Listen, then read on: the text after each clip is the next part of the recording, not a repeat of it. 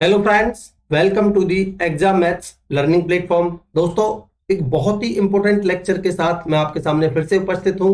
देखिए, आज के इस लेक्चर में हम क्या करने वाले हैं, जो भी आपके मेंस्ट्रुएशन की थ्योरी बनती है उसके सारे इंपॉर्टेंट कॉन्सेप्ट बिल्कुल ही कॉन्साइज वे में हम डिस्कस करने की कोशिश करेंगे। ठीक है, जो कि आपके एग्जाम के लिए बहुत ज्यादा बेनिफिशियल रहेगी। एग्जाम से पहले बस ये देख लो, आपको मेंस्ट्रुएशन में कुछ भी रिवाइज करने की जरूरत नहीं पड़ेगी। ठीक है, ज्यादा टाइम नहीं लगाते हुए मैं आपसे एक चीज कहूंगा कि आप इस लेक्चर को कंप्लीट देखिए। ठीक है, देखने के बाद अगर आपको सारे कॉन्सेप्ट अच्छे लगते हैं तो तभी चैनल को सब्सक्राइब करिएगा और अपने दोस्तों में ज्यादा से शेयर करिए।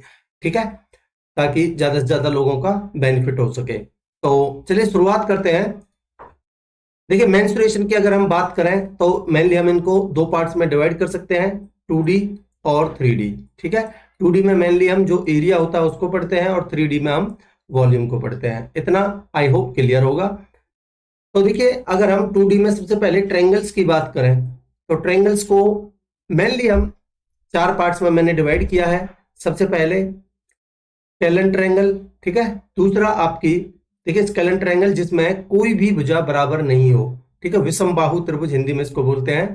सेकंड आपका इक्विलेटरल ट्रायंगल, ठीक है, हिंदी में इसको समबाहु त्रिभुज बोलते हैं, जिसकी तीनों भुजाएं बराबर हों। अगर मैं इनको ए मानूं तो तीनों भुजाएं आपस में बराबर होंगी।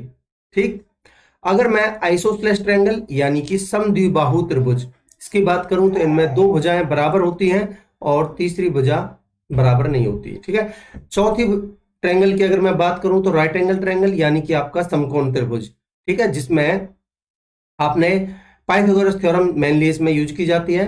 तो जैसे मान लेते हैं ये परपेंडिकुलर है, ये बेस है, तो जो ये हमारा हाइपोटेनस होता है, ठीक है, जो कि अंडर रूट में पी स्क्वायर प्लस में बी स्क्वायर इसको लिख सकते हैं। ठीक, आगे हम सबसे पहले स्केलेन ट्रायंगल की बात करें। ठीक है, स्केलेन ट्रायंगल यानी कि आपकी विषमबाहु त्रिभुज। मान लेते हैं मैं इस ट्रायंगल का नाम दूं ए, बी और सी। ठीक है, ए के सामने की भुजा को मैं अगर स्मॉल ए मान लेता हूं, बी के सामने वाली भुजा को अगर मैं स्मॉल बी मान लेता हूं, सी के सामने वाली भुजा को अगर मैं स्मॉल सी मान लेता हूं, तब चाहे कोई सी भी ट्रायंगल हो, हर किसी ट्रायंगल के लिए एप्लीकेबल है। अगर आपको in radius r, small r means in radius, ठीक है, अंतः वृत्त की त्रिज्या।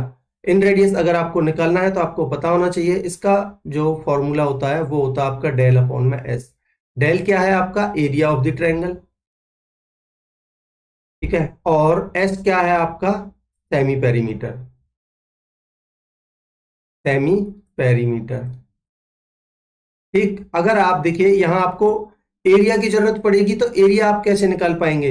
एरिया की अगर मैं बात करता हूं तो एरिया आपका निकलेगा, सबसे पहले एरिया निकालने के लिए किसी भी स्केलेन ट्रायंगल का आपको सेमी पेरीमीटर की जरूरत पड़ेगी, क्योंकि फॉर्मूला में यूज होता है आपका। देखिए, मैं फॉर्मूला लिख देता हूं आपके लिए। अंडर रूट में एरिया जो होगा आपका, अंडर रूट में होता है आपका s, s is the semi perimeter, s into में एस माइनस ए इंटू में s minus b and s minus c. A b c are the sides of the triangle. ठीक है, ये जो मैंने लिखी है ए बी और सी। ठीक है, अब देखिए आपको सेमी पेरीमीटर निकालना है तो ये कैसे निकाल पाएंगे? पेरीमीटर का हाफ। तो पेरीमीटर कैसे निकाल पाएंगे? पेरीमीटर होता है आपका तीनों भुजाओं का सम, A plus B plus C divide by 2। ठीक है, सॉरी, तीनों भुजाओं का सम। और अगर आप सेमी पेरीमीटर निकालेंगे तो डिवाइड बाई 2 कर देंगे, यानी कि ए प्लस बी प्लस में सी डिवाइड बाई 2। आई होप आपको यहां तक क्लियर होगा। अब देखिए, अगर मैं आपका सरकम रेडियस की बात करता हूं यानी परिवृत्त की त्रिज्या, ये होता है आपका तीनों भुजाओं का प्रोडक्ट, यानी कि ए बी सी अपॉन में 4 टाइम्स ऑफ द एरिया। ठीक, आई होप आपको यहां तक क्लियर होगा। ये जो दोनों फॉर्मूले बहुत बहुत ज्यादा इंपॉर्टेंट है, इनको आप बिल्कुल कंटेस्ट करके रखिए। ये है आपका डेल अपॉन में एस और ये है आपका ए बी सी अपॉन में 4 डेल। ठीक, मोस्ट इंपॉर्टेंट है, डायरेक्टली इनके ऊपर क्वेश्चंस बनते हैं। आगे बढ़ते हैं। देखिए, आगे अगर मैं आपसे इक्विलेटरल ट्रायंगल यानी कि समबाहु त्रिभुज की बात करता हूं तो अगर मैं इसका नाम दे देता हूं ए, बी और सी। ठीक, अगर मैं तीनों, क्योंकि तीनों साइड्स बराबर हैं भाई आपस में, तो मैं अगर इनको ए मान लेता हूं अपनी आसानी के लिए, ये भी ए है, ये भी आपकी ए है, अगर ये भी आपकी ए है तब इसके फॉर्मूले जो बनते हैं, सबसे पहले अगर मैं इसके पेरीमीटर की बात करता हूं, पी से मैं डिनोट कर रहा हूं पेरीमीटर को, पेरीमीटर की बात करता हूं तो 3a, क्योंकि तीनों भुजाओं का सम a प्लस a यानी कि तीनों भुजाएं बराबर हैं, तो यानी कि 3a। ठीक है। अगर मैं इसके एरिया की बात करता हूं, एरिया को मैं a से डिनोट कर रहा हूं, एरिया की बात करूं तो बनता है आपका √3/4 इंटू में साइड का स्क्वायर। ठीक ठीक है।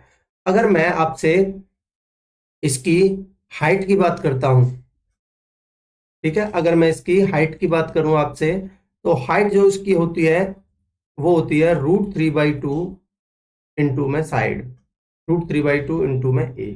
ठीक है। अगर मैं इसकी इन रेडियस की बात करता हूं, इन रेडियस होती है आपकी, जैसा कि मैंने आपको बताया, डेल अपॉन में s। ठीक है। तो अगर आप यहां से, मैं थोड़ा इसको आपको सिंप्लीफाई करके बता रहा हूं, डेरिवेट करके बता रहा हूं ये कैसे आता है। डेल आपने क्या बताया, मैंने आपको अभी क्या बताया, इसका डेल कितना होता है, एरिया। देखिए, √3/4 a स्क्वायर। ठीक है, √3/4 इंटू में a स्क्वायर अपॉन में एस, यानी कि सेमी पेरीमीटर आप कैसे निकाल पाएंगे, अगर मैं बट्टे में करूं, उनके अपॉन में करूं, सेमी पेरीमीटर कैसे निकलेगा, तीनों भुजाओं का सम बाई 2, यानी कि 3a/2, यानी कि 2 चला जाएगा आपका ऊपर। ठीक। अब देखिए, आपका एक ए से तो कटेगा एक ए, और ये 2 से कटेगा ये 2 टाइम्स, तो कितना बना आपका, और ये √3 से 3 कटेगा √3 टाइम्स, तो आपका आया a अपॉन में 2√3। Most most important. ठीक है, a अपॉन में 2√3 होता है आपका इन रेडियस। अगर मैं आपसे सरकम रेडियस की बात करता हूं, कैपिटल आर, तो मैंने बताया आपको कैपिटल आर क्या बताया, तीनों भुजाओं का product a b c upon में 4 डेल ए बी सी, यानी कि a into a into a into में a अपॉन में 4 डेल, 4 इंटू में एरिया ऑफ द ट्रायंगल, यानी कि √3/4 इंटू में a स्क्वायर। ठीक ठीक है। अब आप देखिए, आपका 4 से तो कट जाएगा 4, और ये स्क्वायर से कट जाएंगी 2a, तो कितना बनेगा आपका a अपॉन में √3, a अपॉन में √3। मोस्ट मोस्ट इंपोर्टेंट, डायरेक्टली इनके ऊपर क्वेश्चंस बनते हैं ये दोनों।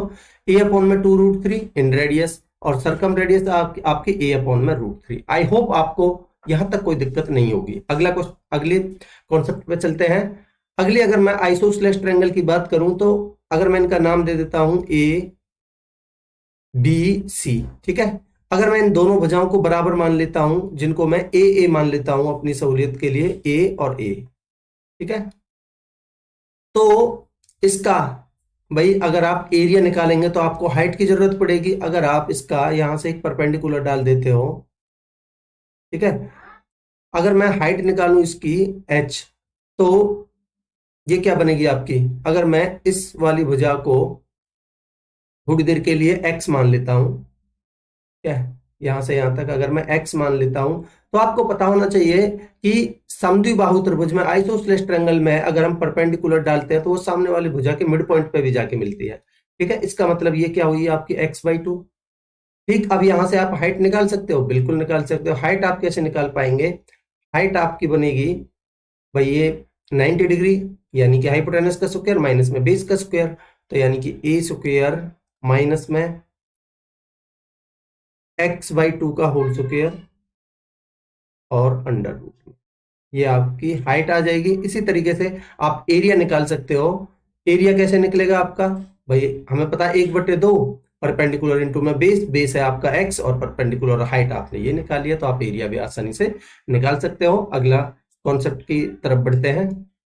अगर मैं राइट एंगल ट्रायंगल की आपसे बात करूं, तो अगर मैं इसका नाम दे देता हूं ए, देखिए अगर मैं ए बी और सी, ठीक है, अगर मैं इसके, ये है इसकी हाइट परपेंडिकुलर, ये है इसका बेस, ठीक है, और ये है इसका हाइपोटेनस, तो सबसे पहला कॉन्सेप्ट जो बनेगा आपका, वो बनेगा पाइथागोरस थ्योरम।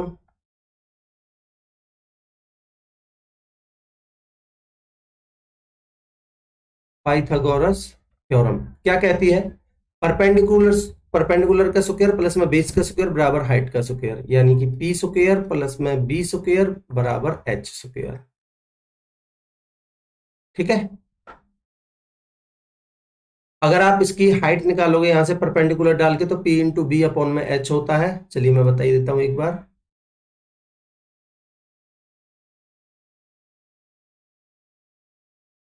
अगर ये परपेंडिकुलर है यहाँ, तो आपको, अगर मान लेते हैं ये डी पॉइंट पर मिलता है, तो आप सी डी निकाल सकते हो। कैसे? ये होगा P इंटू बी अपॉन में H, P इंटू में बी अपॉन में H। ठीक, अगला कॉन्सेप्ट की तरफ बढ़ते हैं। देखिए, अगर हम क्वाड्रिलेटरल्स की तरफ मूव करेंगे, ठीक है। अगर मैं सबसे पहले रेक्टेंगल की आपसे बात करूं, तो मैं इसको नाम दे देता हूं ए, बी, सी और डी। और इसकी ये वाली लेंथ है तो मैं इसको एल मान लेता हूं, ये वाली ब्रेड्थ है तो मैं इसको बी मान लेता हूं। सबसे पहले अगर इसके फॉर्मूलेज की बात करें, फॉर्मूला की बात करें, तो आपका सबसे पहले इसका पेरीमीटर, पेरीमीटर होता है आपका, देखिए एल एल यानी कि 2L प्लस में बी बी यानी कि 2B, तो यानी मैं 2 कॉमन ले लेता हूं, बनेगा आपका L प्लस में B। ठीक, अगर मैं इसके एरिया की बात करता हूं तो एरिया बनेगा आपका लेंथ इंटू में ब्रेड्थ। ठीक, अगर मैं इसका डायगोनल निकालना चाहूं तो आपका डायगोनल कितना बनेगा बताइए भाई। हमें पता है कि रेक्टेंगल में ये वाला कौन 90 डिग्री, प्रत्येक कौन 90 डिग्री का होता है। ये लेंथ है, ये ब्रेड्थ है, और ये क्या है इसका हाइपोटेनस, तो ये क्या हो जाएगा अंडर रूट में एल स्क्वायर प्लस में बी स्क्वायर। ठीक, तो इसका जो डायगोनल होगा वो होगा अंडर रूट में एल स्क्वायर प्लस में बी स्क्वायर। आई होप आपको यहां तक कोई दिक्कत नहीं है। आगे हम इसमें अगर हमसे कहा जाए, if a circle of maximum area is inscribed in a rectangle, किसी रेक्टेंगल के अंदर अगर एक मैक्सिमम एरिया का सर्कल इंस्क्राइब किया जाए तो कुछ इस तरीके से होगा। ठीक है, अगर मैं इस सर्कल की आपसे बात करूं तो आप मुझे बताइए यहां से यहां तक ये क्या है इसका डायामीटर इस सर्कल का। अगर ये सर्कल का डायामीटर भी है तो आपको पता होना चाहिए कि ये इसका ब्रेड्थ भी है इस रेक्टेंगल की। ठीक है, ये इस रेक्टेंगल की ब्रेड्थ है तो ये भी आपकी टोटल ब्रेड्थ है, तो इसकी जो रेडियस होगी वो क्या होगी b/2। ठीक, तो मैं कह सकता हूं कि इसकी जो रेडियस होगी इस सर्कल की वो बनेगी इस ब्रेड्थ का हाफ। ठीक, ठीक है, आगे बढ़ते हैं। अगर मैं रेक्टेंगल के बारे में आपको कुछ और कॉन्सेप्ट बताना चाहूं तो कह रहा है, if a path of equal breadth is formed inside the rectangle, यानी कि एक पाथ ये इस तरीके से इक्वल चौड़ाई की एक रास्ता है, ठीक है, which is parallelly along the sides of the rectangle, यानी कि जो ये साइड्स हैं इसकी लेंथ हो चाहे ब्रेड्थ हो इनके पैरेलल में और आपस में ऐसे 90 डिग्री पर काटते हुए, यानी पैरेलल है तो 90 डिग्री पर काटते हुए एक रास्ता बनाया गया है। अगर हमसे इस रास्ते का एरिया पूछा जाए तो कैसे निकालेंगे? देखिए, या आप देखिए डायरेक्टली याद रखिए, x इंटू में l, अगर मैं इसकी लेंथ को l मानता हूं और इस रेक्टेंगल की ब्रेड्थ को b मानता हूं, और ये चौड़ाई है इस रास्ते की इसको मैं x मान लेता हूं। ठीक है, तो यहां भी ये x ही है क्योंकि समान चौड़ाई का रास्ता है। ठीक, तो आपको डायरेक्टली याद रखना है, वैसे तो जो इस रास्ते का एरिया होगा वो होगा आपका x इंटू में l प्लस b माइनस में x। x is the breadth of the path. ठीक है, ये रास्ते की चौड़ाई है x, भाई कितना चौड़ा ये रास्ता है। तो देखिए कि कैसे निकाल पाएंगे, आप मुझे बताइए। ये आपकी टोटल l है और ये आपकी x है, ये x है और ये l है, तो इसमें से आप इसका जो एरिया निकलेगा वो कितना बनेगा आपका lx। ठीक, ऐसे ही आपका ये ब्रेड्थ है और ये आपका x है, तो इसका एरिया कितना बनेगा bx। बट आप देखिए यहाँ ये x और ये x ये दो बार इंक्लूड हो गया इसका, तो यानी कि इसका एरिया आप घटा दीजिए एक्स स्क्वायर, तो आप कह सकते हो कि जो पाथ का एरिया होगा वो बनेगा आपका lx प्लस में bx माइनस में एक्स स्क्वायर। ठीक है, अब आप देखिए इसमें से अगर मैं x कॉमन ले लेता हूं तो बनेगा आपका l प्लस में b माइनस में x, यानी कि ये आपका इस पाथ का एरिया आ जाएगा जो मैंने आपको यहां बताया था, x इंटू में l plus b minus x. ठीक, ये आपको बिल्कुल याद रखना है ये वाला पॉइंट। ठीक, ठीक है, आगे बढ़ते हैं। देखिए अगर यही सेम, यही जो एरिया है, ये मान लेते हैं मेरा एक्चुअल रेक्टेंगल है और ये एक्स चौड़ाई का अब की बार जो रास्ता है वो बाहर की तरफ बनाया गया है। अगर बाहर की तरफ बनाया गया तब आप इसका जो ये पाथ है इसका एरिया डायरेक्टली याद रखेंगे, निकालने की जरूरत नहीं है। एक्स इंटू में एल प्लस बी, यहां वहां माइनस, अंदर की तरफ था तो माइनस आता है, बाहर की तरफ हो तो प्लस आता है। बाकी आप निकाल के देख सकते हो उसी कॉन्सेप्ट के आधार पर, ठीक है। ये आपका इस वाले पोर्शन का एरिया आएगा, इस पाथ का एरिया आएगा, ठीक है। आगे बढ़ते हैं। अगर मैं स्क्वायर की बात करता हूं, सबसे पहले स्क्वायर की तरफ हम मूव करें तो सबसे पहले इसके जो भी कॉन्सेप्ट बनते हैं उनको समझ लीजिए। मान लेते हैं ये एक स्क्वायर है, ठीक है, और मैं अगर इसकी साइड को ए ए ए ए चारों साइड्स को ए मान लेता हूं, ठीक है, अब देखिए इसका जो एरिया बनेगा, सबसे पहले इसका पेरीमीटर की बात करें हम, जिसको मैं पी से डिनोट कर रहा हूं, पेरीमीटर बनेगा आपका 4a, ठीक है, और आपका एरिया बनेगा ए स्क्वायर, ठीक। और आपका अगर मैं इसके डायगोनल की बात करता हूं, आपका डायगोनल बनेगा इसका √2a। क्यों? क्योंकि भाई ए स्क्वायर प्लस में ए स्क्वायर अंडर रूट में 2a स्क्वायर आ जाएगा और ए बाहर आ जाएगा तो √2a, तो यानी कि इसका जो डायगोनल बनेगा वो बनेगा आपका √2a, ठीक, ये बनेगा आपका √2a। आई होप आपको इसके जो भी इंपोर्टेंट फॉर्मूले थे वो ये बनते हैं। अब मैं आपसे एक बात कहूं कि एक मैंने छोटा डायगोनल लिया, ये छोटा स्क्वायर लिया, ठीक, ये वाला, इसके डायगोनल के ऊपर मैंने इसके डायगोनल की साइड मानते हुए मैंने एक और स्क्वायर खींच दिया, फिर आपका ये वाला स्क्वायर बन गया जो आपका पिंक कलर में दिख रहा है, ये वाला, ठीक है। अब इसके डायगोनल को साइड मानते हुए मैंने एक और स्क्वायर खींच दिया। इसी तरीके से हमने अब इसी को कंटिन्यू किया, तो इसमें जो भी सबसे बड़ा यानी कि जो लार्जेस्ट स्क्वायर होगा उसका एरिया कितना बनेगा, तो आपको पता होना चाहिए कि 2⁻n, ठीक है, यानी कि जितने नंबर ऑफ ये आपके स्क्वायर्स होंगे वो है n की वैल्यू, 2⁻n इंटू में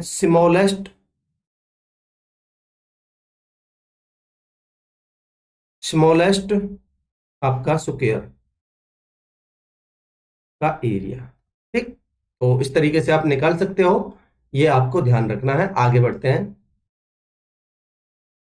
स्क्वायर में आगे हम देखें, if a circle of maximum area is drawn inside the square, अगर किसी स्क्वायर के अंदर मैक्सिमम एरिया का एक ये आपका सर्कल रखा जाए, जैसे हमने रेक्टेंगल में रखा था उसी तरीके से अगर हम स्क्वायर में एक सर्कल रख दें, तो आप मुझे बताइए ये जो इसका डायामीटर है इस स्क्वायर का, क्या आपको इसकी साइड नहीं दिख रही? इस जो स्क्वायर है हमारा ए बी सी डी, और अगर मैं इस साइड को ए मान लेता हूं, ये भी ए, ये भी ए, ये भी ए और ये भी ए, तो आप मुझे बताइए इस सर्कल का अगर सेंटर ओ है तो यहां से यहां तक टोटल ए है, तो इसकी जो रेडियस होगी वो बनेगी आपकी a/2, ठीक। तो यही चीज आपको याद रखनी है कि जो रेडियस होगी वो बनेगी आपकी a/2। अब आप चाहे दोनों के एरिया का रेशियो निकाल लो, चाहे कुछ भी निकाल सकते हो, वो आपके ऊपर है, ठीक है। आगे बढ़ते हैं।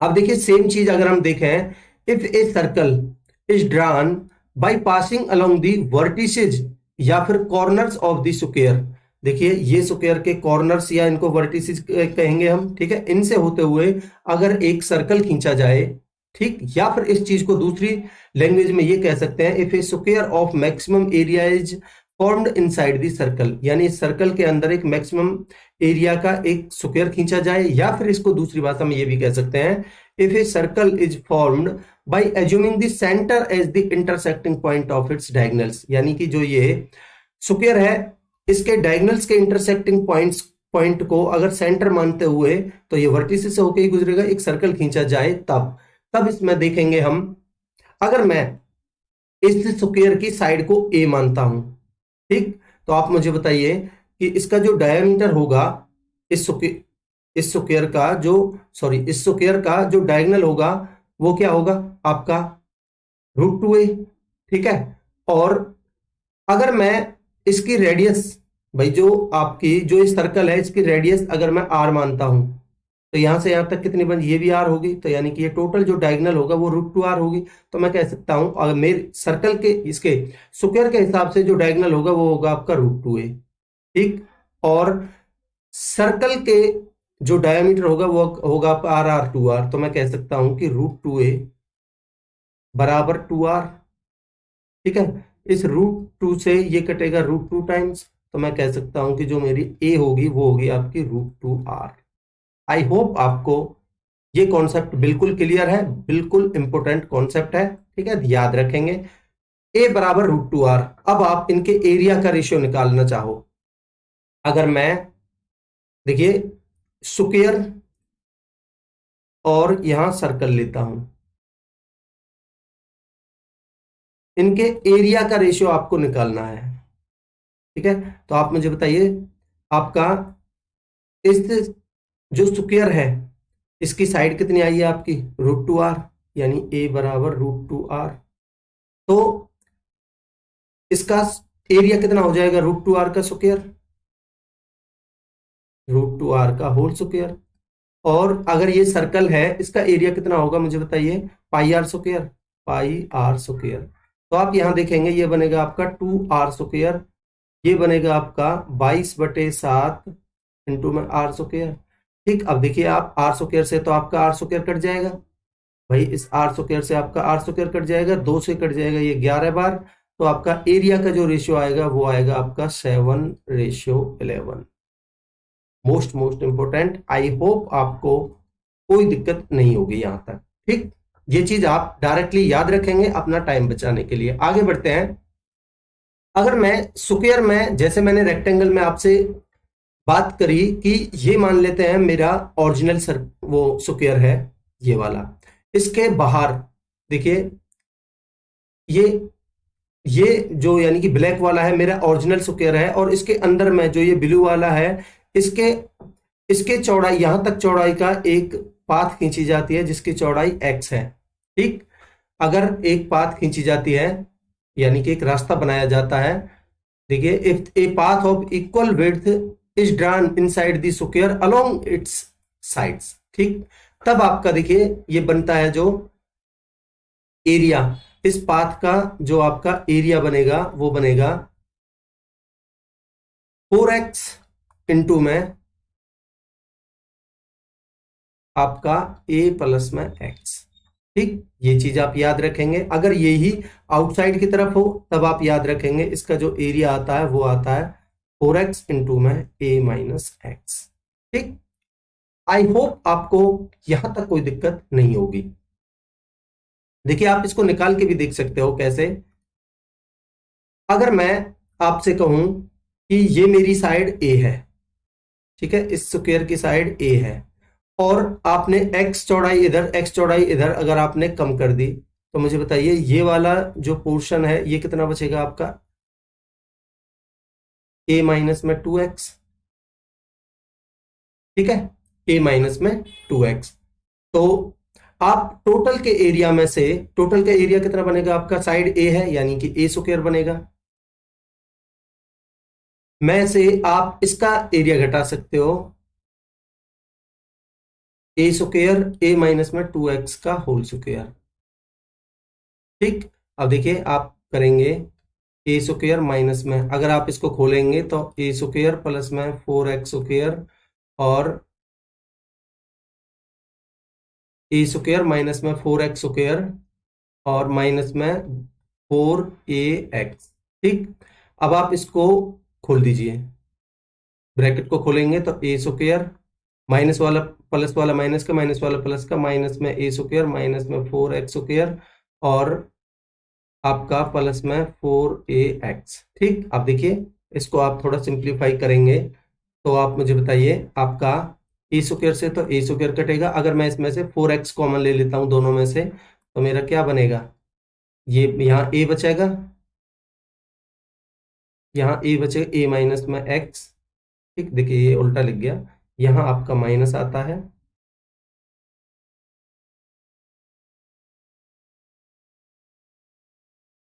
यहाँ आपका माइनस आता है, यहाँ आपका प्लस आता है। ठीक।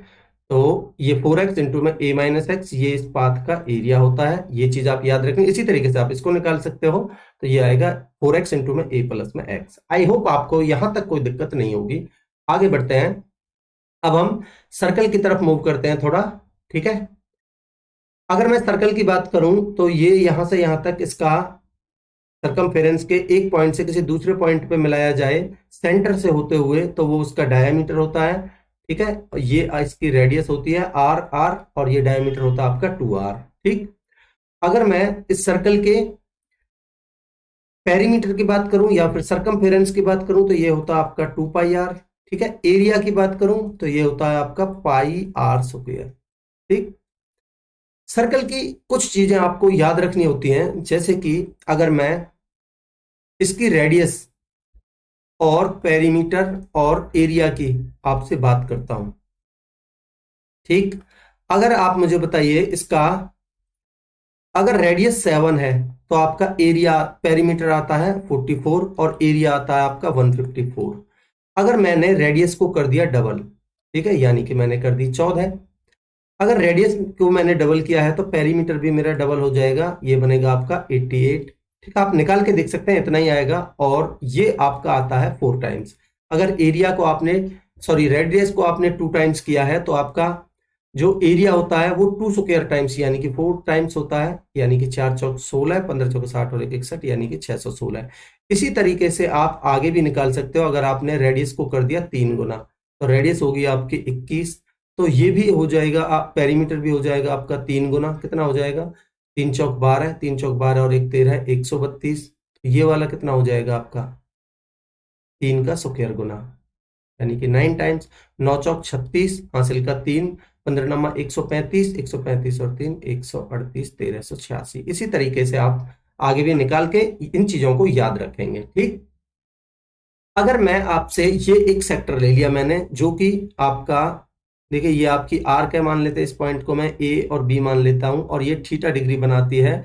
तब आप इसका जो ये आर्क है इसका पेरीमीटर निकालेंगे, तो बनेगा आपका थीटा अपॉन में 360 इंटू में 2 पाई आर, 2 पाई आर। ठीक, अगर आप इसका एरिया निकालेंगे तो बनेगा आपका थीटा अपॉन में 360 इंटू में पाई आर स्क्वायर। ठीक, यहां तक आपको कोई दिक्कत नहीं होगी। आगे बढ़ते हैं। अब देखिए, अगर मैं आपसे कहूं if A the area of A reason bounded by the 3 equal circles, ये 3 इक्वल सर्कल्स हैं। अगर इनके द्वारा जो बाउंडेड, ये येलो कलर में जो मैंने दिखाया है, अगर इसका एरिया आपको निकालना है तो कैसे निकाल पाएंगे? आपको सबसे पहले तो इस येलो पोर्शन का जो एरिया है वो याद रखना है। कितना आता है? 0.161 आर स्क्वायर। ठीक, आता कैसे है वो मैं आपको थोड़ा समझाने की कोशिश करता हूं। अगर मैं आपसे कहूं कि इनके तीनों का जो सेंटर मैंने आपस में मिला दिया, ठीक है, बड़े ध्यान से समझेंगे। अगर मैं तीनों का सेंटर आपको मिला के बता दिया मैंने, ठीक है, अब देखिए आपका ये इसकी रेडियस, क्योंकि इक्वल रेडियस के हैं तो ये भी रेडियस, ये भी रेडियस, ये भी रेडियस, ये भी रेडियस, और ये भी रेडियस, ये भी रेडियस। ठीक, अब देखिए आप कैसे निकाल पाएंगे मुझे बताइए। अगर मैं इस त्रिभुज, ये जो ये त्रिभुज बनी है मेरी पिंक कलर में, इसके टोटल एरिया में से अगर मैं इन तीनों सेक्टर्स का एरिया घटा देता हूं, क्योंकि देखिए आपकी इस जो हमारी त्रिभुज बनी है इसकी साइड आपकी 2r 2r 2r यानी कि एक इक्विलेटरल ट्रायंगल बनी है। इसका मतलब इसके तीनों एंगल्स ये 60-60 डिग्री के हो जाएंगे। ठीक है, ये एंगल भी आपका 60 डिग्री का होगा और ये एंगल भी आपका 60 डिग्री का होगा। तो अगर मैं इस त्रिभुज के एरिया में से इन 3 सेक्टर्स का एरिया घटा देता हूं, तो आपका ये येलो पोर्शन का एरिया बचेगा नहीं बचेगा? बिल्कुल बचेगा। तो आप मुझे बताइए इस त्रिभुज का एरिया कितना होगा?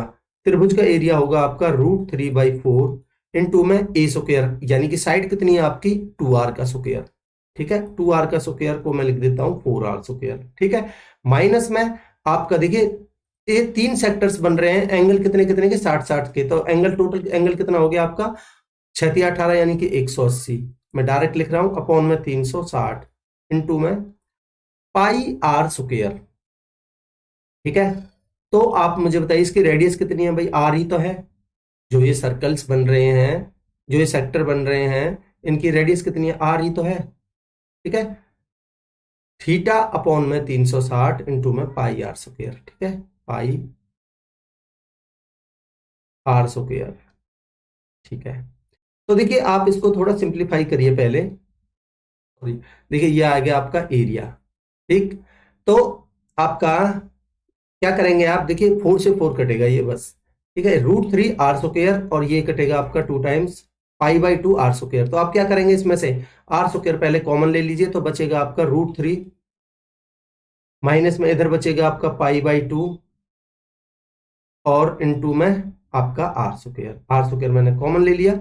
ये आपका देखिए, आपको इस फॉर्मेट में अगर मान लो डायरेक्ट पूछा जाए और इस फॉर्मेट में आंसर दिया, तो ये चीज भी आपको याद रखनी है।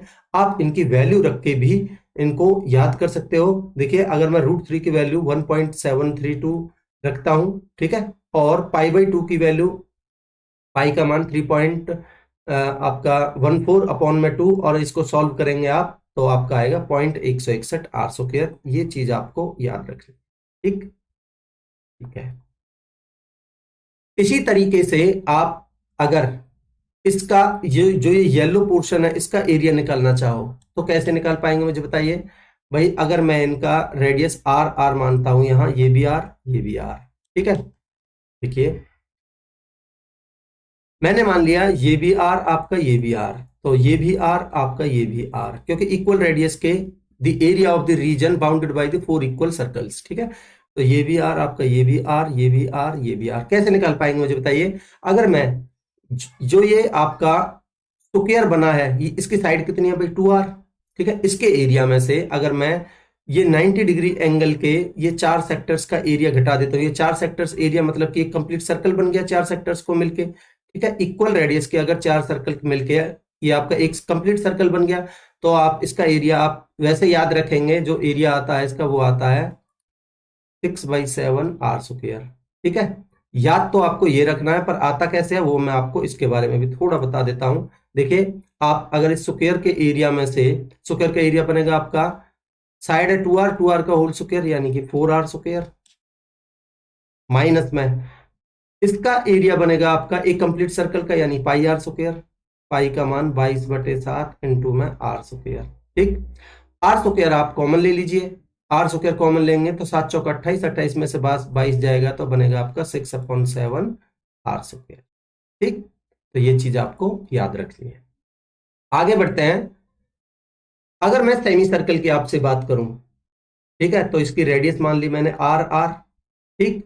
तो आप मुझे बताइए आपका जो कंप्लीट सर्कल होता है उसका पेरीमीटर कितना होता है, 2πr, तो ये हाफ सर्कल है तो इसका कितना हो जाएगा, पाई आर, ठीक। बट यहां देखेंगे आप तो ये तो पाई आर केवल इतने का हुआ है, आपको ये आर और ये आर भी तो इसमें इंक्लूड होगी भाई, पेरीमीटर आपका 4, ये ऐसे ऐसे ऐसे करके यही तो पेरीमीटर होगा, तो आप प्लस में 2r और कर देंगे इसमें, ठीक है।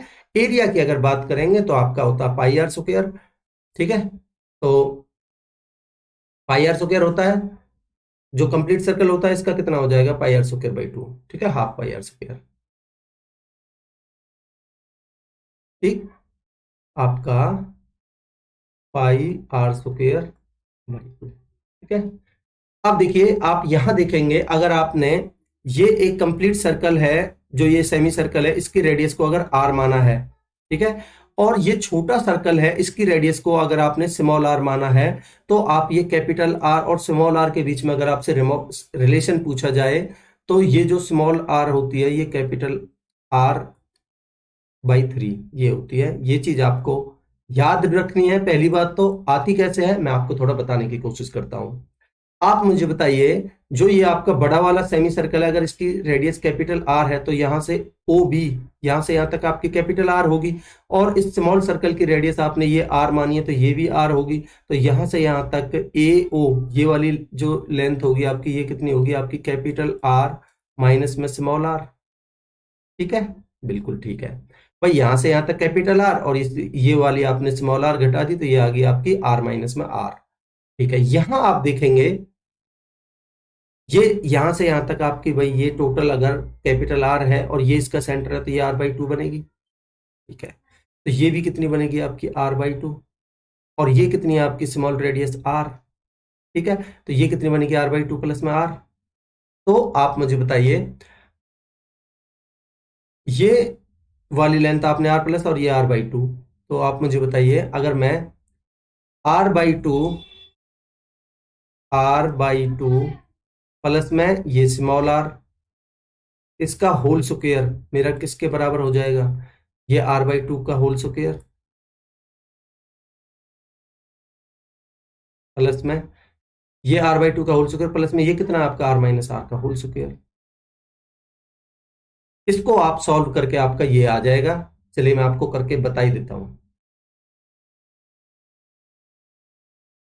देखिए अगर आप इसको थोड़ा सिंप्लीफाई करोगे तो ये बनेगा आपका, चलिए आप सॉल्व करके देख लेना, आपका इतना ही आएगा, टाइम खराब करने की कोई जरूरत नहीं है। ठीक है, आगे बढ़ते हैं। यहां आप देखेंगे if A square of maximum area is drawn inside the semi circle, ये आपका एक सेमी सर्कल है, इसके अंदर में अगर इसके अंदर में हमने एक स्क्वायर मैक्सिमम एरिया का रखा है, तो आप मुझे बताइए यहां से यहां तक आपकी आएगी कितनी, स्मॉल आर, भाई ये आपकी स्मॉल आर है। ठीक है, ये इसकी साइड है इस स्क्वायर की, तो ये वाली यहां से यहां तक आपकी लेंथ आ जाएगी a/2। ठीक, तो आप यहां से देखिए a/2 का होल स्क्वायर प्लस में a स्क्वायर बराबर r स्क्वायर आएगा। ठीक है, अगर मैंने जो ये दिखाई है इस वाली ट्रायंगल की बात करता हूं, कौन सी वाली की, जो मैंने ये डॉटेड डॉटेड दिखा रखी है। ठीक है, डॉटेड डॉटेड यानी कि ये और ये, तो आपका आएगा देखिए r स्क्वायर बराबर a स्क्वायर प्लस में ये r स्क्वायर। ठीक है, यहां से यहां तक भी आपकी r है, तो ये r/2 होगा।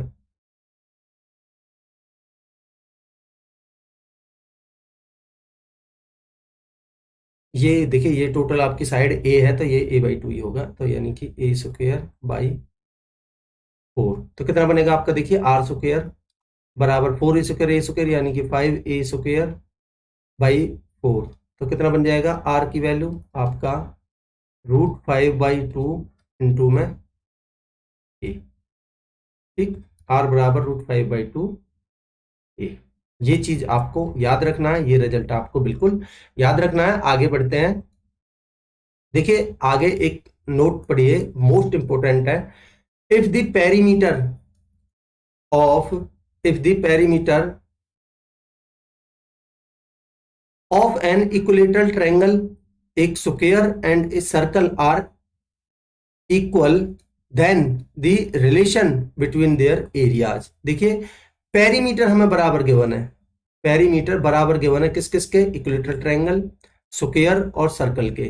तब देखिए आपका सर्कल का एरिया सबसे ज्यादा होगा, ठीक है, उससे कम होगा आपका स्क्वायर का, और सबसे कम होगा आपका इक्विलेटरल ट्रायंगल का। मोस्ट इंपोर्टेंट, इसके ऊपर सीजीएल मेंस 2016 में क्वेश्चंस आया हुआ है। ठीक है, तो यानी area of the circle will be greater than the area of the square and will be greater than area of the equilateral triangle। अगर आपको एरिया बराबर दे दिए जाए, अगर एरिया इक्वल दे दिए जाए, तब उनके पेरीमीटर्स के बीच में क्या रिलेशन होगा, तब ये उल्टा होगा। जो हमारा इक्विलेटरल ट्रायंगल का एरिया सबसे ज्यादा था, उसका पेरीमीटर सबसे कम होगा।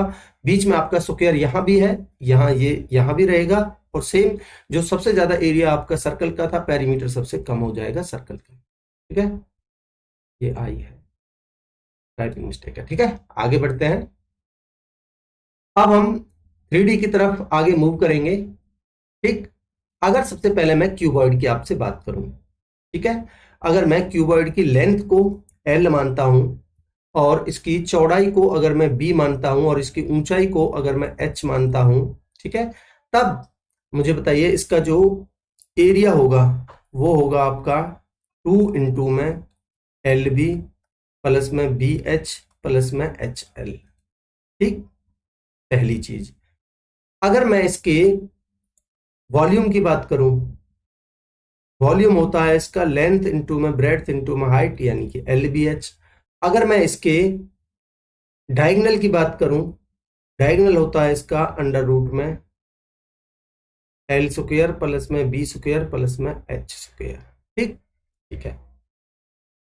इसी तरीके से अगर हम क्यूब की बात करें, तो क्यूब में क्या है, हमारी लेंथ, ये भी एक तरीके का क्यूबॉइड है, बट इसमें L बराबर B बराबर H बराबर तीनों भुजा बराबर होती हैं, मैंने उसको A मान लिया। ठीक है, तो ये भी ए, लेंथ भी, ब्रेड्थ भी ए और हाइट भी ए है।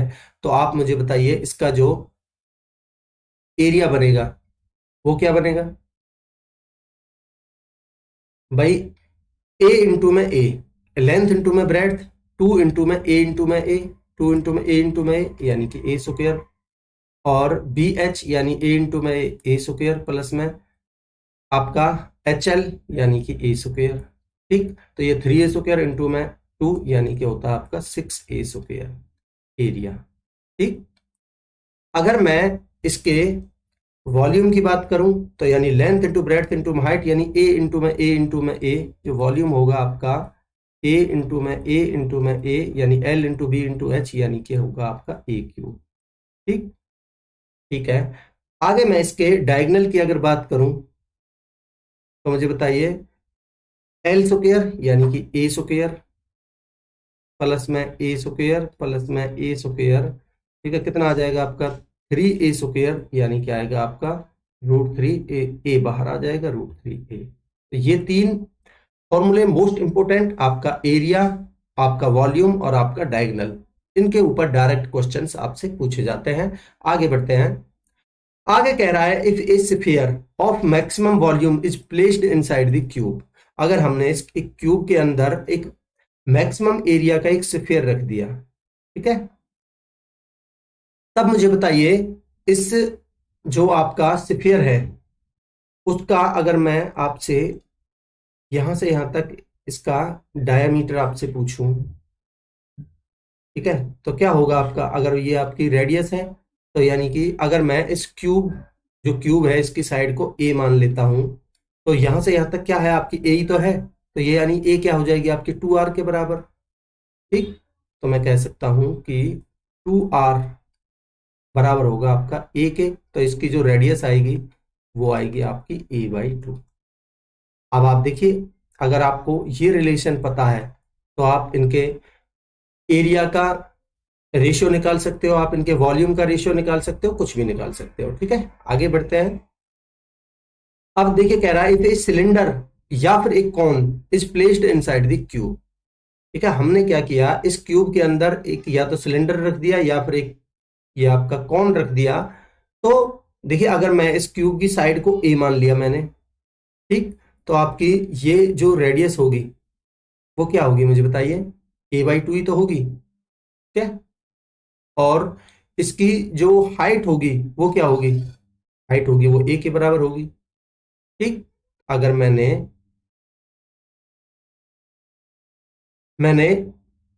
देखिए आपकी जो रेडियस होगी वो होगी आपकी a/2 और जो हाइट होगी आपकी होगी वो होगी ए। ठीक, तो अब अगर आपको ये पता है तो आप कोई भी रिलेशन निकाल सकते हो। ठीक है, इनके बीच में इनके वॉल्यूम का रेशियो, इनके एरिया का रेशियो, आप कुछ भी निकाल सकते हो। आगे बढ़ते हैं। कह रहा है if 4 equal square sheets are cut from 4 corners of a rectangular metal sheet and the remaining portion is folded to form a box. देखिए हमने ऐसे 4 स्क्वायर काट दिए, तो यहां से जो पोर्शन ये निकल गया, ये निकल गया, ठीक है, जो ये बचा इसको हमने ऐसे फोल्ड कर दिया, ऐसे फोल्ड कर दिया, ऐसे फोल्ड कर दिया, ऐसे फोल्ड कर दिया, हम जो हमारा बॉक्स बना, then the volume of the box will be. आप मुझे बताइए भाई आपने कितना 4 इक्वल स्क्वायर्स काटे हैं, मान लेते हैं मैंने इनकी लेंथ x मान ली, ठीक है, तो आप मुझे बताएंगे अगर मैं इसकी लेंथ को L मानता हूं और इसकी ब्रेड्थ को अगर मैं B मानता हूं, तो ये वाला जो पोर्शन बचेगा आपका, ये कितना बचेगा आपका? x इधर से गया, x इधर से गया, तो ये बचेगा आपका L माइनस में 2x। ठीक है, और अगर मैं ब्रेड्थ की बात करता हूं तो मुझे बताइए ये वाला पोर्शन आपका कितना बचेगा? भाई ये टोटल b है जिसमें से ये x और ये x यानी कि 2x गया, तो ये बचेगा आपका b माइनस में 2x। ठीक, और जब आप इस पोर्शन को इसको हटा के ऐसे मोड़ोगे तो इसकी जो हाइट आएगी वो आएगी आपकी x, यानी कि जितनी भाई जितना लंबाई चौड़ाई का आपने स्क्वायर काटा है वो उसकी हाइट बनेगी x। ठीक है, तब आप इसका वॉल्यूम निकाल सकते हो आराम से कितना बनेगा, आपकी लेंथ बनेगी L माइनस में 2x, ठीक, और ब्रेड्थ बनेगी आपकी B माइनस में 2x इंटू में हाइट बनेगी आपकी x, ठीक। ये आपका वॉल्यूम बनेगा, जो आपका ये बॉक्स बन फॉर्म होगा उसका। मोस्ट इंपोर्टेंट याद रखेंगे, ठीक है। आगे बढ़ते हैं। देखिए आगे, अगर हम एक क्यूबॉइड एक cuboid is formed by adding cubes in the same direction, हमने ये एक क्यूब सेम साइज के हैं, ये इस तरीके से आपस में ऐड करके जो भी हमारा एक क्यूबॉइड फॉर्म होगा, ठीक है, एक क्यूबॉइड फॉर्म हो रहा है, आपको दिख रहा है ये क्यूबॉइड फॉर्म हो रहा है, तो इसका जो इसके सतहों का जो एरिया होगा वो कितना बने, वॉल्यूम निकाल लेते हैं पहले। अगर इसके वॉल्यूम की बात करें तो वो होगा आपका n टाइम्स ऑफ जितने भी आपके क्यूब बनेंगे a क्यूब, ठीक है। और इसके सतहों का एरिया अगर हम निकालेंगे तो बनेगा आपका 2 इंटू में 2n प्लस में 1 इंटू में एक क्यूब जो ओरिजिनल क्यूब है उसका एरिया, ठीक है। ये दोनों इंपोर्टेंट रिजल्ट्स हैं, ये भी आप याद रखेंगे, ठीक है। आगे बढ़ते हैं। अगर हम देखिए इन्हीं में अगर हम एक पैरेललोग्राम की बात कर लें, ठीक है, पैरेललोग्राम की अगर हम बात करें तो मैं पैरेललोग्राम आपको, मैंने उसमें जो ज्योमेट्री वाला लेक्चर मैंने डिस्कस किया था उसमें मैंने आपको बताया था, ठीक है। अगर मैं आपसे बात करूं तो इसका नाम दे देते हैं A, B, C और D। अगर इसके डायगोनल्स को अगर मैं मिला देता हूं, ठीक है, मैंने इसके डायगोनल्स मिला दिए। अब देखिए इसकी जो आमने सामने की भुजाएं होती हैं वो पैरेलल होती हैं और बराबर होती हैं, पहली चीज, ठीक है। इसको जो ये वाली है मैंने इसको L मान लिया लेंथ, और इसको मैंने ब्रेड्थ मान लिया B, ठीक है। और इसके डायगोनल्स एक दूसरे को बाइसेक्ट तो करते हैं बट नॉट एट 90 डिग्री, ठीक है। ये चीज मैंने आपको ज्योमेट्री में भी बताई थी। और जो इसका जो वर्टेक्स एंगल है ये आपस में ये मतलब बाइसेक्ट नहीं करते, इस वाले जो वर्टेक्स एंगल इसको बाइसेक्ट नहीं करते। अगर ये अल्फा है तो ये मेरा अल्फा होगा, ठीक है, और ये मेरा अगर बीटा है तो ये भी मेरा बीटा होगा। ये कुछ प्रॉपर्टीज थी, मैंने आपको रिवाइज करा दी, ठीक है। आगे हम इसके फॉर्मूले की, इसके मेंसुरेशन की बात करते हैं। तो इसका जो एरिया बनेगा, इसका जो एरिया बनता है वो कितना बनेगा आपका, देखिए आपका, अगर आपने इस यहां से देखिए, अगर आपने एक परपेंडिकुलर डाल दिया, ठीक है, आपने यहां से इसके ऊपर एक परपेंडिकुलर डाल दिया और इसी तरीके से आपने इस ब्रेड्थ के ऊपर एक परपेंडिकुलर डाल दिया, ठीक, ठीक है, यहां एक परपेंडिकुलर डाल दिया और यहां एक परपेंडिकुलर आपने डाल दिया, ठीक। अब आप मुझे एक चीज बताइए बड़ा ध्यान से देख के कि अगर मैं इस ट्रायंगल की बात करता हूं ABD की, तो आपके पास इसका बेस है और इसकी हाइट है। अगर मैं इसकी हाइट इसको H1 मानता हूं और इस वाली हाइट को मैं H2 मानता हूं, तो इस वाली ट्रायंगल ABD में इसका बेस है L और इसकी हाइट है H1, तो कितना बनेगा आपका, इसका एरिया बनेगा आपका हाफ LH1, ठीक है। इसी तरीके से आप इस ट्रायंगल DBC की बात करते हो तो H2 हाइट है, बेस है आपका B, तो इसका बनेगा हाफ BH2, ठीक है, ठीक है। अब देखिए आपका इसका टोटल का एरिया कितना हो जाएगा, हाफ LH1 प्लस में हाफ BH2, ठीक। अब देखिए एक्चुअल में ये आपका बराबर ही तो है भाई, ये क्योंकि हमें पता है ये जो डायगोनल है आपस में ये बाइसेक्ट करता है ये पूरे उसको दो भागों में, तो मैं कह सकता हूं कि ये आपस में बराबर ही तो है, ठीक है। तो ये अगर ये हाफ है ये हाफ है तो आपका ये बन जाएगा, ये हाइट अलग अलग है, ठीक है, लेंथ और ब्रेड्थ आपके अलग अलग है, बट ये पोर्शन आपके दो बराबर भागों में बांट रहा है, ठीक है।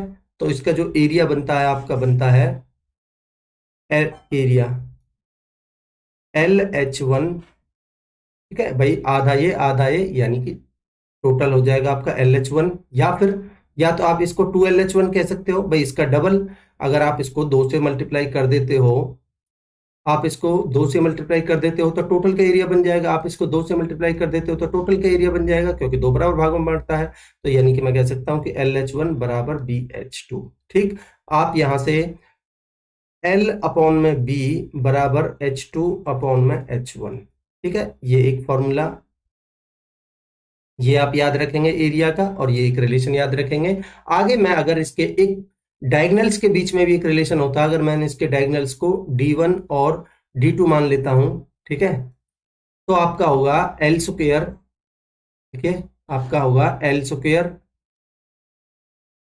प्लस में B स्क्वायर। ठीक है, और 2 टाइम्स बराबर होगा आपका D1 स्क्वायर प्लस में D2 स्क्वायर। ये साइड्स और डायगनल्स के बीच में डायरेक्ट रिलेशन होता है, आप याद रखेंगे, मोस्ट मोस्ट इंपोर्टेंट है।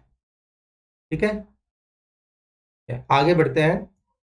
अगर मैं रोम्बस की बात करूं, रोम्बस, जैसा कि मैं आपको मेंसुरेशन में मैं आपको बता के आया हूं कि इसके जो, अगर मैं इसकी चारों भुजाओं के नाम दे देता हूं, ए बी, चारों पॉइंट्स के नाम दे देता हूं, ठीक है, ABCD, और अगर मैं, क्योंकि भाई इसके आमने सामने की भुजाएं पैरेलल भी होती हैं और बराबर भी होती हैं।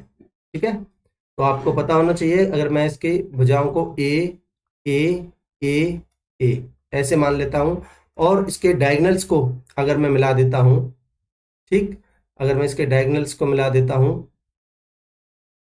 तो इसके जो डायगनल्स हैं एक दूसरे को बाइसेक्ट करते हैं और 90 डिग्री पर बाइसेक्ट करते हैं, बट आपस में बराबर नहीं होते। ठीक है, ये चीज आपको याद रखनी है। और जो ये वर्टेक्स एंगल को बाइसेक्ट करते हैं, ठीक है, तो यानी अल्फा अल्फा में भी बाइसेक्ट करते हैं, ये 90 डिग्री पर काटते हैं और आपस में भी ये बाइसेक्ट करते हैं, ये चीज आपको याद रखनी है। अगर इसके एरिया की बात करें, ठीक है, तो देखिए, अगर मैं इसको D1 मानता हूं और इसको D2 मानता हूं, तो किसी भी क्वाड्रिलेटरल का area half D1 D2 sine theta होता है, बट ये 90 डिग्री पर काटते हैं, तो साइन 90 की वैल्यू 1, तो ये हो जाएगा एरिया हाफ D1 D2। ठीक, और देखिए इसके डायगनल्स और साइड्स के बीच में भी एक रिलेशन होता है, तो ये हो जाएगा आपका 4A स्क्वायर बराबर D1 स्क्वायर प्लस में D2 square. Most most important. ठीक है, इसके ऊपर डायरेक्ट क्वेश्चंस बनते हैं, याद रखेंगे। आगे बढ़ते हैं। अगर मैं ट्रेपीजियम की बात करूं, तो ट्रेपीजियम, जो कि मैंने आपको मेंसुरेशन में भी बताया था, आमने सामने की भुजाएं पैरेलल होती हैं। ठीक है, ये वाली। ठीक, अगर मैं इनका नाम दूं A B C और D, और मैंने इनके बीच में इनकी हाइट, यानी कि इन दोनों भुजाओं के बीच की हाइट, या फिर मैं कह सकता हूं कि एक परपेंडिकुलर डाल दिया इस तरीके से, तो जो इसका एरिया आता है, एरिया बनता है, वो होगा आपका 1/2 sum of the parallel sides into में जो ये मैंने हाइट निकाल ली है, ये हाइट। मोस्ट मोस्ट इंपोर्टेंट, इसके ऊपर भी डायरेक्ट क्वेश्चंस बनते हैं। ठीक, इसी चीज को मैं आपको और थोड़ा आगे लेके जाऊं, तो ये मेरा ट्रेपीजियम है। ठीक है, और अगर मैं A B C और D, ठीक है, और इनका ये मिड पॉइंट, ए बी का मिड पॉइंट मान लेते हैं P, और बी सी का मिड पॉइंट अगर मैं Q मानता हूं, तो ये जो पी क्यू की लेंथ आएगी, ठीक है, पी क्यू की जो लेंथ आएगी, वो आप कैसे निकाल पाएंगे? देखिए, जो पी क्यू की लेंथ आएगी वो आएगी आपकी a b 1/2 a b minus में बी सी।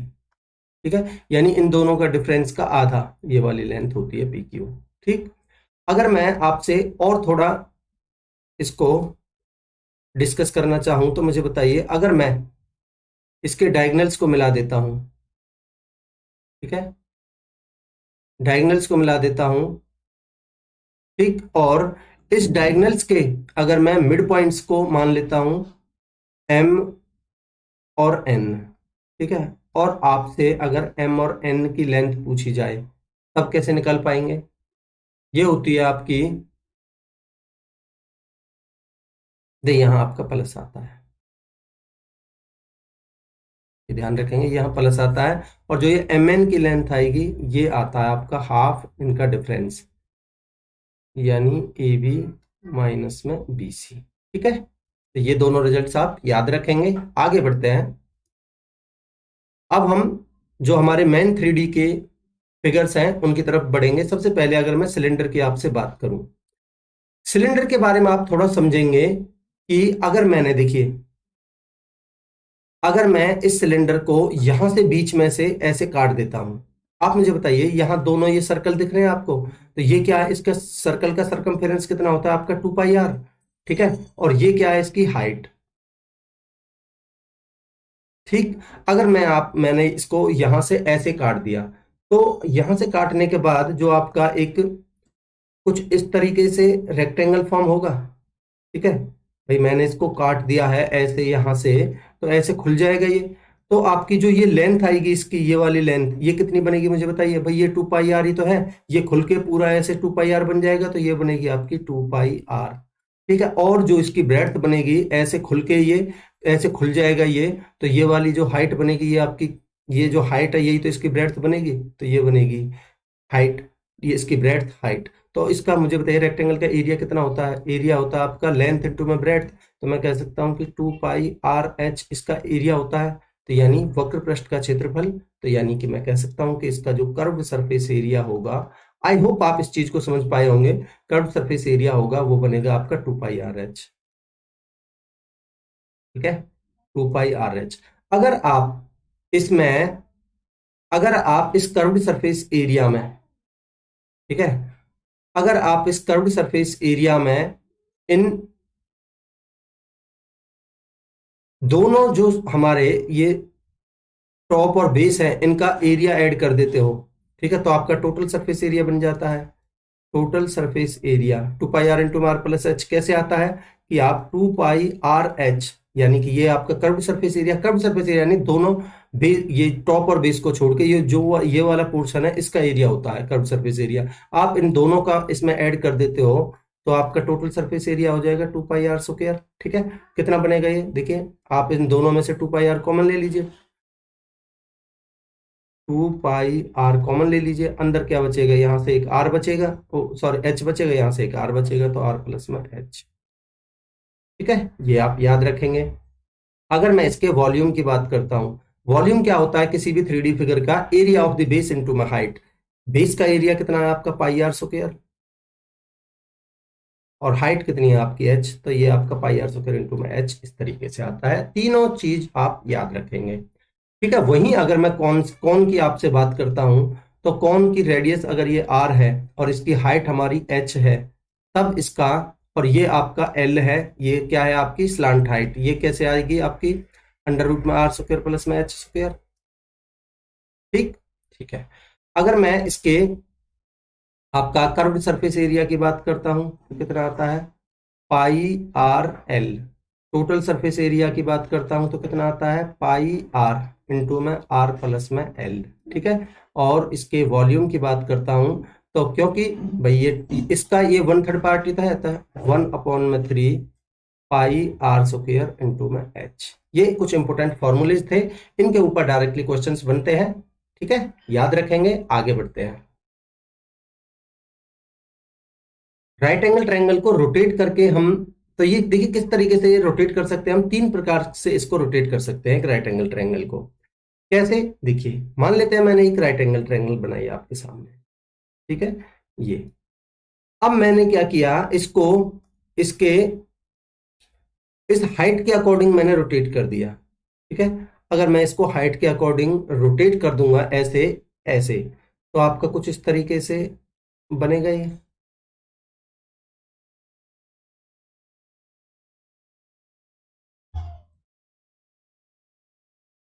ठीक है, ठीक है। आप मुझे बताइए, जो इसकी यहां से यहां तक जो रेडियस बनेगी, भाई ये आपका एक कौन फॉर्म हो गया, इस तरीके से कौन बन गया। ठीक है, तो आपकी यहां से जो हाइट होगी वो तो होगी आपकी इसका जो परपेंडिकुलर है। ठीक है, और इसकी जो रेडियस होगी वो क्या होगी, जो इसका बेस था। ठीक, तो ये चीज आपको याद रखनी है कि जो आपकी रेडियस होगी वो होगा इसका बेस, और इसकी जो हाइट होगी वो होगा इसका परपेंडिकुलर।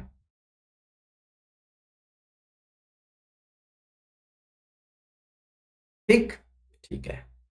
ये क्या है, जब मैंने रोटेट किया है अलोंग दी हाइट। ठीक है, ठीक है। अब मैंने क्या किया, इसको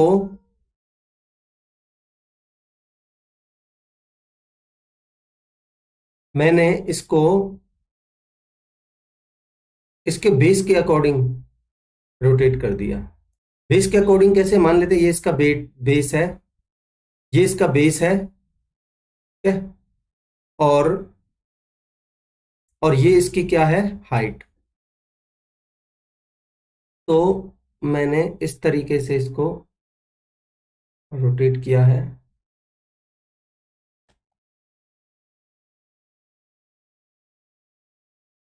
ठीक है, अब मुझे बताइए इसका ये क्या था, परपेंडिकुलर। ये क्या था, परपेंडिकुलर। ये परपेंडिकुलर क्या बन चुका है आपकी, अगर ये आपका कॉन फॉर्म हुआ है तो ये परपेंडिकुलर आपका क्या बन चुका है, इसकी रेडियस। ठीक है भाई, ये परपेंडिकुलर क्या है, आपकी रेडियस ही तो है, और जो ये इसका बेस था ये क्या है, इसकी हाइट है। ठीक है, तो ये चीज जब मैंने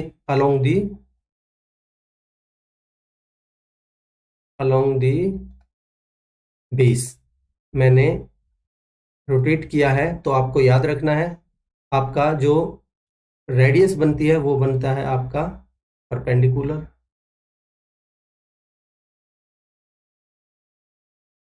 ठीक, और आपका जो बेस बनता है वो बनती है आपकी हाइट।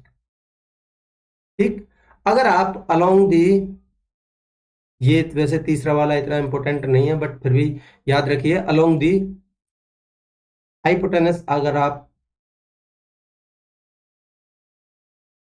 रोटेट करते हो तो, ठीक है, तब क्या बनेगा, देखिए इस चीज को आप डायरेक्टली याद रखिए, कुछ इस तरीके से बनता है ये।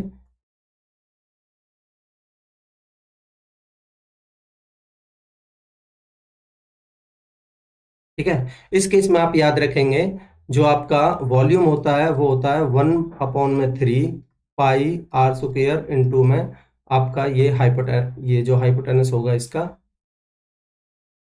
यानी कि कर्ण,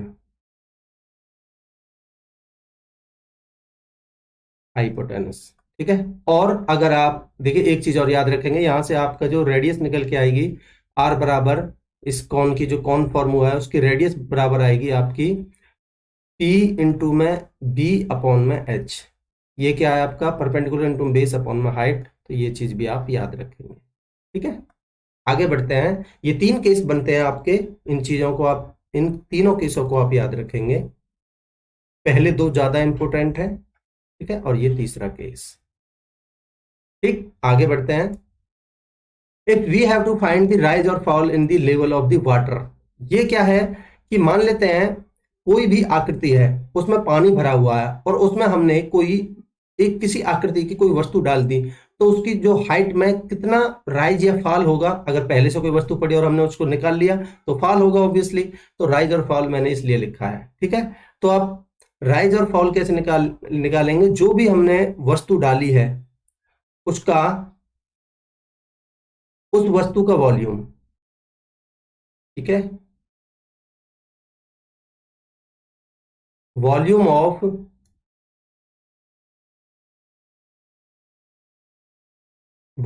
द फिगर ड्रॉप्ड, यानी कि जो उसमें जो भी फिगर की वस्तु हमने डाली है उसका वॉल्यूम अपॉन में एरिया ऑफ द बेस। ठीक है, मान लेते हैं एक सिलेंडर है कुछ इस तरीके से, यानी सिलिंड्रिकल फॉर्म में कोई बर्तन है, ठीक है, और हमने इसमें एक स्फीयर डाल दिया जिसकी रेडियस आर है। ठीक है, और इसकी रेडियस मैं स्मॉल आर मान रहा हूं और इसकी हाइट मान रहा हूं h। ठीक है, तब देखिए आप कैसे निकाल पाएंगे कि जो हमने स्फेरिकल बॉल डाली है इसमें उसका वॉल्यूम यानी कि 4/3 पाई आर क्यूब अपॉन में आपने जो इसका एरिया, जो सिलेंडर है, सिलेंड्रिकल बर्तन है, उसका एरिया कितना है भाई, पाई आर स्क्वायर की फॉर्म में ही तो है, तो पाई आर स्क्वायर। तो ऐसे आप यहां निकाल सकते हो। ठीक है, आगे बढ़ते हैं। अगर हम फ्रस्ट्रम की बात करते हैं, ठीक है, अगर मैं इस, देखिए पहले केवल इतना ही ले लेते हैं, ये वाला पोर्शन। अगर मैं इसकी हाइट, इसकी रेडियस मानता हूं कैपिटल आर, और ये जो जहां से ये काटा है, ये इस बल जो ये कौन है इसको काटा है, इसकी जो रेडियस है मैं इसको अगर स्मॉल आर मानता हूं, ठीक है, और इसकी हाइट को अगर मैं एच मान लेता हूं, तब जो ये फ्रस्ट्रम बनेगा वो बनेगा आपका, फ्रस्ट्रम बनेगा आपका कितना, देखिए इसका वॉल्यूम सबसे इंपॉर्टेंट है, वॉल्यूम पूछा जाता है, मैक्सिमम वॉल्यूम बनेगा आपका 1/3 पाई एच इंटू में आर स्क्वायर प्लस में आर स्क्वायर प्लस में आर आर। ठीक, मोस्ट इंपॉर्टेंट, ये आपका वॉल्यूम हो गया। ठीक है, अगर इसका कर्व्ड सरफेस एरिया आपको निकालना है तो बनेगा आपका पाई आर एल होता है ना कौन का, तो ये होगा आपका पाई आर प्लस में आर इंटू में एल। ठीक है, अगर मैं आपसे टोटल सरफेस एरिया की बात करूं तो होता है आपका पाई पाई आर इंटू में आर प्लस एल। ठीक है, पाई आर प्लस में आर इंटू में एल प्लस में यहाँ आर स्क्वायर प्लस में आर स्क्वायर और आ जाएगा आर स्क्वायर प्लस में आर स्क्वायर। ठीक है, ये आपका टोटल सरफेस एरिया। ये कुछ फॉर्मूले हैं आपको याद रखने हैं। आगे बढ़ते हैं। If a cone is cut along the height, मान लेते हैं ये बराबर हाइट पर मैंने ये 1:1 में इसके हाइट के अलोंग मैंने काट दिया, तो अगर इसके वॉल्यूम की बात करें तो सबसे पहला चीज आपको याद रखनी है क्या, कि आपका जो वॉल्यूम का रेशियो होता है, क्या, अगर मैंने इस पूरे बड़े वाले वॉल्यूम, बड़े बड़े वाले जो ये टोटल कौन है उसका वॉल्यूम मैंने V1 मान लिया और इस छोटे वाले को मैंने V2 मान लिया, ठीक है, तो इसका वॉल्यूम का जो रेशियो आता है वो आएगा आपका, अगर मैं इसकी रेडियस को कैपिटल आर मानता हूं और इसकी रेडियस को मैं स्मॉल आर मानता हूं, तब बनेगा आपका आर क्यूब अपॉन में स्मॉल आर क्यूब। ये आता है, ये आपके हाइट, अगर मैं इसकी टोटल हाइट को यहां से यहां तक अगर मैंने टोटल हाइट मान ली आपकी कैपिटल एच, ठीक है, और यहाँ छोटे वाला कौन है जहां से ये काटा है, इसकी हाइट को मैं अगर स्मॉल एच मानता हूं तो ये आपका बनता है एच क्यूब अपॉन में स्मॉल एच क्यूब। ठीक, अब देखिए अगर इसकी, क्योंकि रेडियस और हाइट बराबर दिख रही है आपको, ऑब्वियसली बराबर दिख रही है, तो आपका भाई इसकी हाइट कितनी है टोटल बड़े वाले कौन की, ठीक है, अगर मैं इनके वॉल्यूम की बात करूं V1 अपॉन में V2, देखिए मैं लिख देता हूं आपके लिए, V1 क्या है, लार्ज कौन, और V2 क्या है आपका स्मॉल कौन। ठीक है, तो आपका मुझे बताइए भाई इसकी टोटल हाइट कितनी है, 2, और 2 की क्यूब कितनी हो जाएगी आपकी 8, लिख देता हूं एक बार, 2 की क्यूब अपॉन में 1 की क्यूब, ये क्या है आपकी हाइट का रेशियो, तो ये बनेगा आपका 8 और ये बनेगा आपका 1। ठीक है, अब देखिए टोटल, अगर ये हाइट, इस टोटल वॉल्यूम आपका 8 है, तो इसका रेशियो और ये रिमेनिंग पोर्शन के वॉल्यूम का रेशियो आपसे पूछेगा इस फ्रस्ट्रम का, तो यानी कि बनेगा आपका कितना, 7:1। ठीक है, मोस्ट इंपोर्टेंट, याद रखेंगे, इसी तरीके से आप सिलेंडर का भी निकाल सकते हो। देखिए आगे हम अगर स्फीयर की बात करें तो स्फीयर का जो टोटल सरफेस एरिया है, कर्व सरफेस एरिया एक ही होता है, तो एरिया होगा इसका 4 पाई आर स्क्वायर। ठीक है, वॉल्यूम की अगर बात करते हैं तो वो होता है आपका 4/3 पाई आर क्यूब। ठीक है, और देखिए आपका ये इसका सेंटर, ये इसकी रेडियस, मान लेते हैं कुछ एक्स यूनिट चौड़ाई के कुछ थिकनेस है इसकी, ठीक है, कुछ इस तरीके से इसकी x यूनिट थिकनेस है इसकी, ठीक है। तो मान लेते हैं यहां से यहां तक कितना आपका x, तो इसकी जो इंटरनल रेडियस बनेगी स्मॉल r, वो क्या बनेगी आपकी कैपिटल R में से इस r थिकनेस को घटा दोगे तो ये बनेगी, ठीक है, ठीक है। आपको अगर इस धातु का एरिया निकालना हो, वॉल्यूम निकालना हो, तो बनेगा आपका 1/3 पाई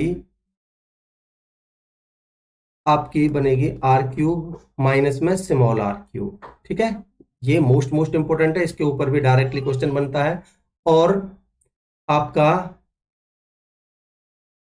खोखले गोले का जो आयतन बनेगा वो कितना बनेगा, वो बनेगा आपका होलो सिलेंडर का,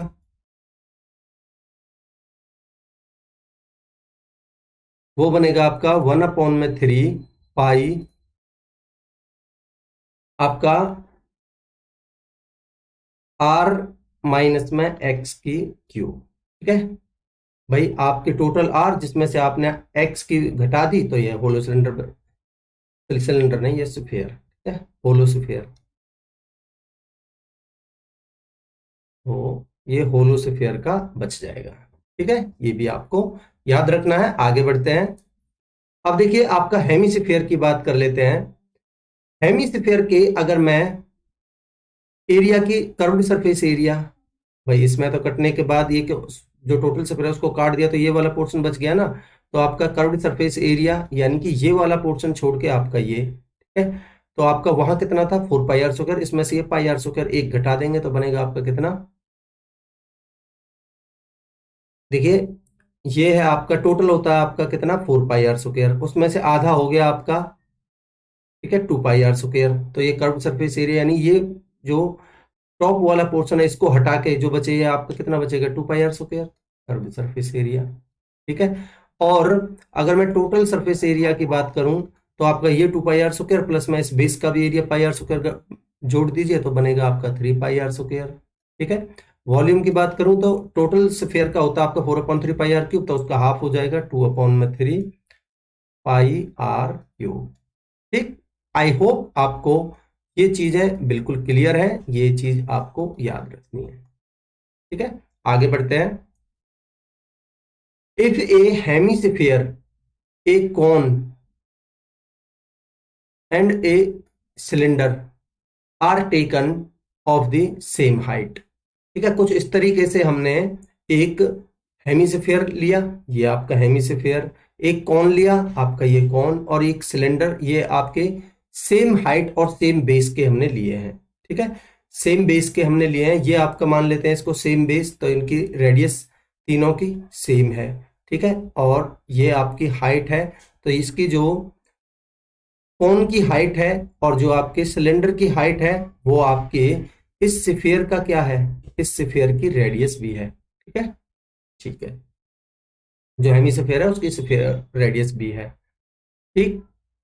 तो इनके देखिए आपका, अगर मैं सबसे पहले आपका हेमिस्फीयर लूं, फिर आपका मान लेते हैं मैं सिलेंडर लूं, और फिर मैं आपका कॉन लेता हूं, ठीक है, तो इनके अगर मैं वॉल्यूम का रेशियो निकालना चाहूं, वॉल्यूम, ठीक है, तो कितना बनेगा मुझे बताइए। हेमिस्फीयर का वॉल्यूम कितना होता है आपका 2/3 पाई r³, रेडियस r है तो r³, ठीक है, बराबर लिख लो या फिर रेशियो में ले लो। सिलेंडर की अगर मैं बात करता हूं तो कितना होता है आपका पाई इंटू में r² इंटू में हाइट कितनी है मुझे बताइए, हाइट r ही तो है, ठीक है। रेशियो कौन की मैं बात करूं आपसे तो 1/3 पाई और आपका r² यानी कि r² इंटू में हाइट कितनी है आपकी, भाई हाइट आपकी r ही है, ठीक है, ठीक। अब देखिए इसको आप थोड़ा सिंप्लीफाई करेंगे तो आप मुझे बताइए, आपका पाई से तो तीनों जगह से पाई कट जाएगा, ठीक है, और देखिए r² r³ r³ तो ये आपस में कट जाएंगे, r³ तो ये बना आपका 2/3, रेशियो यहाँ बचा आपका 1, रेशियो यहाँ बचा आपका 1/3, अगर मैं 3 एलसीएम ले लेता हूं तो बनेगा आपका 2:3:1। मोस्ट इंपोर्टेंट, याद रखेंगे। ठीक है। इसी तरीके से आप एरिया का भी निकाल सकते हो। ठीक है, curve surface area, total surface area, कुछ भी निकाल सकते हो, आराम से आप निकाल पाएंगे। आगे बढ़ते हैं। इफ ए स्फीयर, इसी तरीके से एक स्फीयर, एक सिलेंडर और एक cone are taken of the same height and same radius. ठीक है, तब आप मुझे बताइए, यहां आप देखेंगे भाई, अगर इसकी जो रेडियस आर है तो इसकी हाइट कितनी हो जाएगी, ये टोटल जो डायमीटर है वो 2r होगा, वो इसके हाइट के भी बराबर है, h बराबर 2r। और इसी तरीके से यहां भी आपका ये r है तो h बराबर आपकी 2r। ठीक है, इस केस में अगर आप वॉल्यूम निकालेंगे, वॉल्यूम आपका कितना बनेगा मुझे बताइए। वॉल्यूम बनेगा आपका, देखिए अगर मैं पिछले केस में आपसे बात करूं तो आप निकाल के देख सकते हो। आई थिंक √2:2 आएगा। ठीक है, आप निकाल के देख सकते हो। आगे देखते हैं। देखिए वॉल्यूम की अगर मैं बात करूं तो मुझे बताइए सिलेंडर का वॉल्यूम कितना होता है आपका। ठीक है, सिलेंडर का वॉल्यूम, ये आप मैंने फिगर्स बना दी हैं तो लिखने की जरूरत नहीं है। सिलेंडर की अगर मैं बात करूं पहले तो होता है आपका पाई आर स्क्वायर, आर इसकी आर ही है, इंटू में हाइट, हाइट कितनी है आपकी 2r, pi r square into में एच ही तो होता है तो 2r। ठीक है, रेशियो। यहां मैं स्फीयर की बात करूं तो इसका वॉल्यूम कितना होता है आपका 4/3 पाई, 4/3 पाई आर स्क्वायर, आर कितनी है आपकी आर ही है, 4/3 पाई आर क्यूब। ठीक है, आर आ जाएगा, रेशियो। अगर मैं कोण की बात करता हूं तो होता है आपका 1/3 पाई आर स्क्वायर, यानी आर इंटू में आर स्क्वायर इंटू में एच कितनी है आपकी 2r। ठीक, ठीक है। अब आप देखिए, आपका पाई से तो पाई कट जाएगा तीनों जगह। ठीक है, और यहां आर क्यूब, यहां आर क्यूब, यहां आर क्यूब, तो ये आर क्यूब से आर क्यूब कट जाएगा। ठीक है, यहां बचा आपका 2, यहां बचा आपका 4/3 और यहां बचा आपका 2/3। ठीक है, तीनों जगह से आप दो दो काट दीजिए, ये दो काट दीजिए, यहाँ 2 बार, और यहाँ आपका ये काट दीजिए, तो बनेगा आपका 3 को रेशियो लेके 3 रेशियो, ये आपका 3 यहाँ जाएगा, 3:2 रेशियो, ये बनेगा आपका 1, 3:2:1, ये आपका रिजल्ट आएगा। ये चीज आपको याद रखनी है। ठीक है, ठीक है। तो इसी तरीके से आप इसका सरफेस एरिया का भी निकाल सकते हो। इसका बनता है आपका 2πr/h, इसका बनता है आपका आपका 4πr², इसका बनता है आपका πr/l। देखिए यहाँ l कैसे निकाल पाएंगे आप। ठीक है, l निकाल पाएंगे आप 4r² प्लस में r², यानी कि, चलिए मैं एरिया का भी निकाल देता हूँ, जगह है। देखिए निकाल लेना आप। देखिए ये आपका l जो बनेगा वो बनेगा आपका √5r। ठीक है, तो आप निकाल सकते हो इसका 2πr/h। 2πr/h, देखिए मैं अगर लिखने की कोशिश करता हूँ एरिया का, तो ये बनेगा आपका 2πr/h। 2πr कितना है आपका r, इंटू में h कितना है आपका 2r। ठीक है, रेशियो। अगर मैं इसका देखता हूं तो ये इसका कितना आएगा 4πr², 4πr²। ठीक है, और इसका कितना आएगा आपका πr/l, पाई r की वैल्यू r और l की वैल्यू √5r। ठीक है, अब देखिए आप इसको थोड़ा सिंप्लीफाई करेंगे तो आप मुझे बताइए, आपका पाई से तो पाई कट ही जाएगा, हर जगह से पाई पाई, और ये पाई कट जाएगा, और देखिए एक r और r स्क्वायर कट जाएगा, ये r स्क्वायर कट जाएगा, और ये r स्क्वायर कट जाएगा। यहाँ कितना बचेगा आपका 4, यहाँ कितना बचेगा आपका 4, यहाँ कितना बचेगा आपका √5। तो ये आपका कर्व सरफेस एरिया का रेशियो आता है, याद रखेंगे। ठीक है, इसी तरीके से आप टोटल सरफेस एरिया कुछ भी निकाल सकते हो। आगे बढ़ते हैं।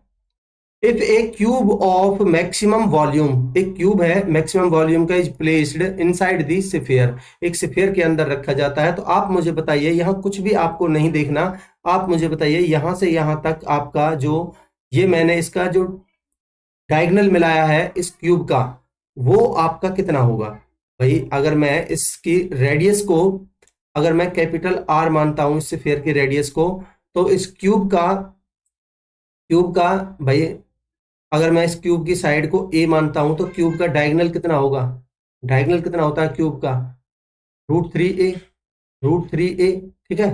√3a ये किसके बराबर होगा, √3a आपका 2r के बराबर, ठीक है। तो आप यहां से भाई, या इसका जो डायगोनल होता है वो होता है √3a, इसका, इस क्यूब का, ठीक है। और वो किसके बराबर होगा आपका 2r के बराबर। तो यहां से r कितनी आ जाएगी आपकी, r आएगी आपकी √3/2 इंटू में a, ठीक है।